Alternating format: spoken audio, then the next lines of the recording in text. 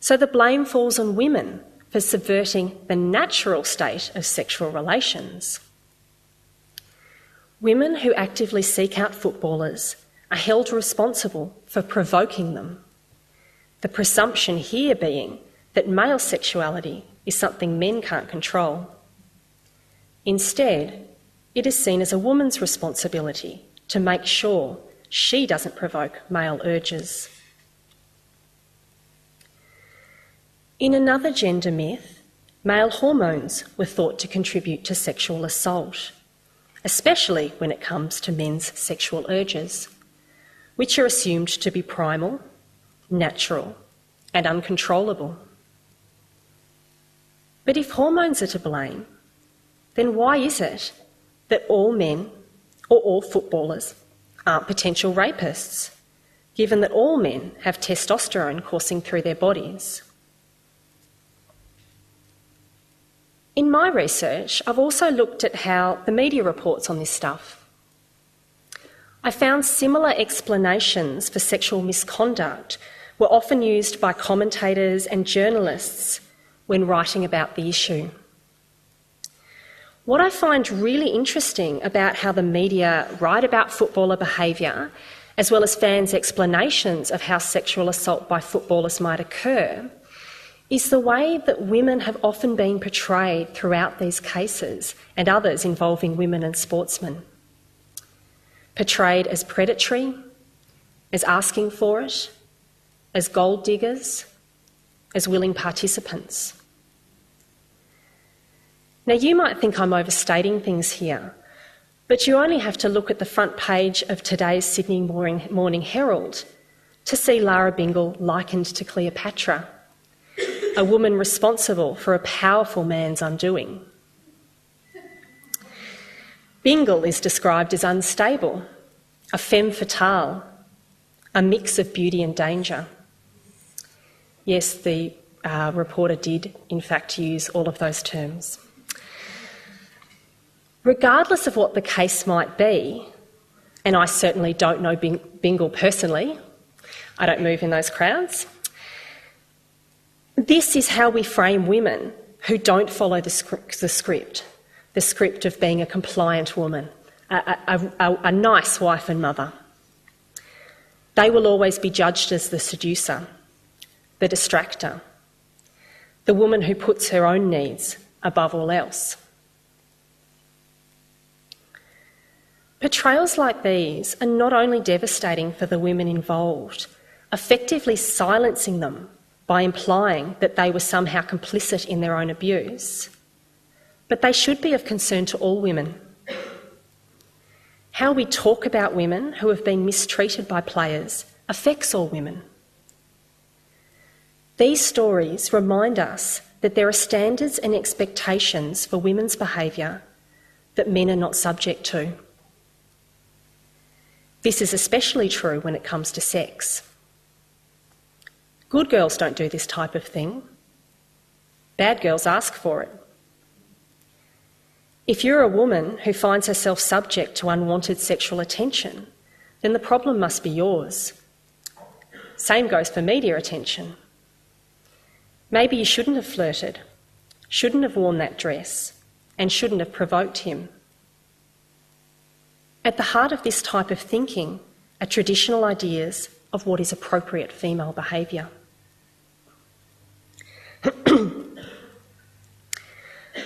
Before the sexual revolution, before the Western feminist movement of the 60s and 70s fought for women's rights over their own bodies and control over their own sexuality, very few people questioned the belief that a woman's main purpose was to sexually please her husband and then raise his babies. The natural order of things involved men being powerful, dominant, and virile sexual agents. Women, on the other hand, were expected to be passive, receptive, and deferential to male needs and desires. I'm sure that many of you feel that this certainly isn't the case anymore. In our apparently post-feminist age, women are more self-assured, self-confident, and sexually forward than ever before. Call it girl power or raunch culture, or any of the other faddish labels concocted by marketers to commodify women's sexuality. There is a widespread belief that women are men's equals when it comes to sex. But it would seem that the consequences for women who sleep around are markedly different than for men. Women's actions are scrutinised and called into question in a way that footballers are not. Even though myths about male and female sexuality are deeply entrenched in our thinking, we don't have to go along with these stories. Sometimes we question them, as witnessed by the campaign by football fans against sexual assault, which involved encouraging people to post a message online stating their opposition to footballer violence towards women and the excuses often used to justify such behaviour. The website generated an enormous amount of support from both men and women within and outside of footballing communities. The site, which was established in response to the sexual assault cases that arose in 2004, is no longer active, but it showed that many people can and do want to challenge the double standard that exists when it comes to men, women and sex, and which has negative consequences for women. Another challenge to the negative stereotyping of women and the normalisation of footballer violence towards them can be seen in last year's interview between Channel 9 television presenter Tracy Grimshaw and former Cronulla Sharks player Matthew Johns and his wife about his involvement in a group sex incident in New Zealand in 2002. While group sex used to be accepted within the particular sports subculture of NRL, many, including Grimshaw, have disputed the normality of this practice amongst footballers. A number of media commentators have spoken out against the commonly held belief that women are willing participants in such events by virtue of simply showing up, or that by agreeing to sex with one or more players, they can't possibly find themselves in a rape situation. But for all of those who challenge the stereotypes, there are many who still don't. Often, when journalists like Grimshaw or Caroline Wilson speak out about the negative aspects of football culture, they are accused of feminist conspiracy and political correctness in blogs and online forums. I encourage you to get on there, it's vicious. For me, the issue is about much more than determining whether the woman in question has agreed to group sex with footballers. It's more fundamentally about the way some groups of men view women as sexual toys to be shared around in an act of male bonding and solidarity. These group sex rituals amongst footballers also say a whole lot about what they think it takes to be one of the boys or a real man who needs to prove his manliness to others by displays of sexual conquest. What we can see in our media commentary and also in the opinions of the many fans I spoke to is that we can and should continue to question football cultures that support a certain model of maleness where drinking, showing off to your mates, using sex as a sign of manliness, and demeaning women in order to be seen as one of the boys is okay.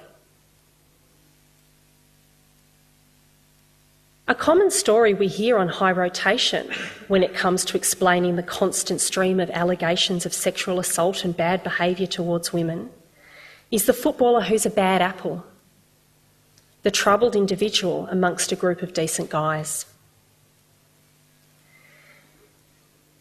If we think about footballers' bad behaviour only in this way, then presumably weeding out the bad apples will fix the problem. But if we approach the issue of player violence against women in these terms, the role of football culture in fostering negative attitudes toward women is largely ignored. It assumes the problem lies with the individual not the institutions in which they are socialised to think and act in certain ways. And here lies the problem. Regardless of whether we are talking about men or women, much of the thinking around footballer violence is highly individualised. That is, spoken about in terms of interpersonal or private relations between people, where all parties are equally positioned to negotiate the situation. This kind of thinking worries me for a number of reasons. Firstly, it pays very little attention to the relative power differences between women and male footballers. In Australian culture, sportsmen are lauded as heroes. Footballers especially are venerated, celebrated and held up as role models. Footballers have a fair amount of economic, social and cultural capital that can lead to a greater sense of entitlement than regular men. Some of the entitlements that come with celebrity and fame include feelings of specialness, economic rewards like high salaries and sponsorship deals, and sexual access to women, which may lead to expectations that women are there for their gratification. American sports researcher Jeffrey Benedict puts it this way: for athletes, the ability to indulge in the constant presence of women who surrender their bodies for sex, all the while being held in such high esteem by society, grants athletes the opportunity and permission to act sexually without restraint.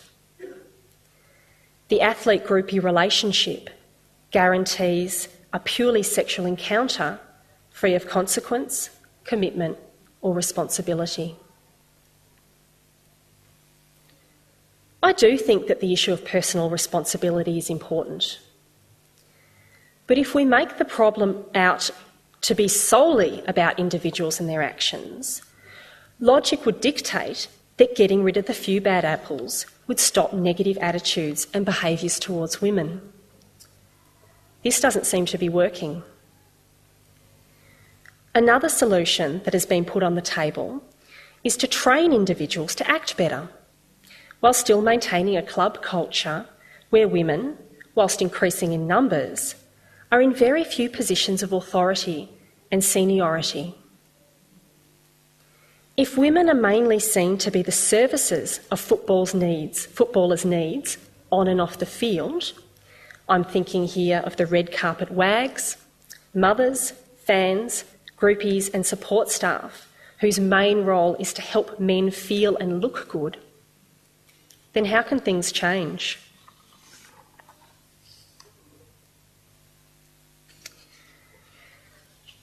I wonder if negative player attitudes towards women might be part of a wider tendency to dismiss, downplay and disrespect women within male-dominated organisations like football. This is not necessarily from within the organisations themselves.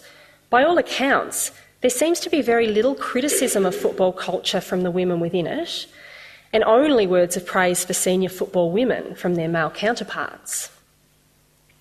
But this doesn't mean that women's voices, perspectives and opinions are given equal weight or visibility in sporting organisations. In the case of football in Australia, only a handful of women are in senior levels of club and league administration. Women like NRL board member Katie Page and Community Relations Director Trish Cruz and the AFL Commissioner Sam Mostyn and Grounds Operation Manager Jill Lindsay.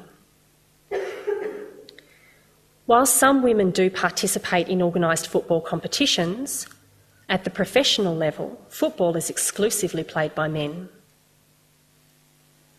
Elite coaching staff too are overwhelmingly male, and only 2 women have been AFL umpires, both safely positioned behind the goals. Where women appear to be making inroads are in support roles, such as club dietitians and physiotherapists, and in public relations and marketing. This is not surprising, as it mirrors the gender division of paid labour in the Australian workforce, where women predominate in caring professions that service the needs of others. This itself being an extension of the type of unpaid work that women carry the burden of in families and households. In this sense, the rise of women in certain areas of football organisations seem to echo women's traditional roles in football, as the mother, wife or girlfriend who cheers from the sidelines, washes the jerseys, drives backwards and forwards to training and matches, and volunteers in the canteen on match day. Many local footy clubs still rely on women's unpaid and often unrecognised support to stay afloat. The problem isn't that there are no women in football, but that very few of the women involved progress into top-level decision-making roles despite their knowledge, commitment and passion. Female football journalists on TV and in the print media are perhaps better known, although they have not been without controversy.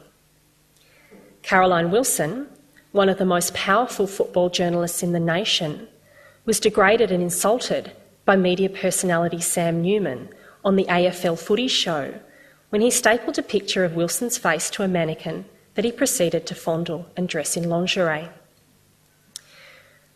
Rather than seeing Wilson as his peer and equal, Newman's actions clearly demonstrate his outdated and misogynistic attitudes towards women.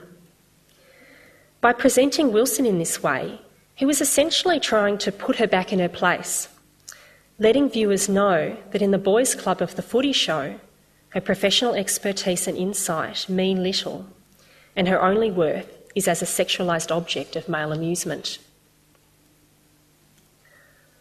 So too was the introduction of the first female AFL television commentator, Kelly Underwood, a bit much for some people, whose negative comments appeared on sports blogs and online forums. After her first few calls in 2009, some complained that Underwood was trying too hard to sound like a man, copying the mannerisms and phrases commonly used by other commentators, all of whom are male. Others were critical that she didn't sound enough like a man. The high pitch of her voice needed to be dropped down a notch or two because it was simply too distracting, annoying, or boring. For some people, the problem isn't the sound of her voice or her commentating style. They simply believe that a woman doesn't belong in a commentary box, as she has never played football at a high level, so couldn't possibly speak about it authoritatively. Mind you, a number of AFL commentators, like Bruce McAvaney, Anthony Hudson and Stephen Quartermain, have never played in the AFL, but this doesn't seem to bother anyone. While many people insist that they judge commentators on their merits and ability, you may know this as the "I don't care if they are a woman or a man as long as they can do the job" line, it seems that the gender of a commentator influences how capable and able we consider them to be. Men, without question, are presumed to know about sport. Women, on the other hand, must prove their competency, but will never be seen as expert enough if they have never played elite football, which they never can, as this is only played by men. It puts women under impossible scrutiny in a way that men are rarely subject to in the sporting domain.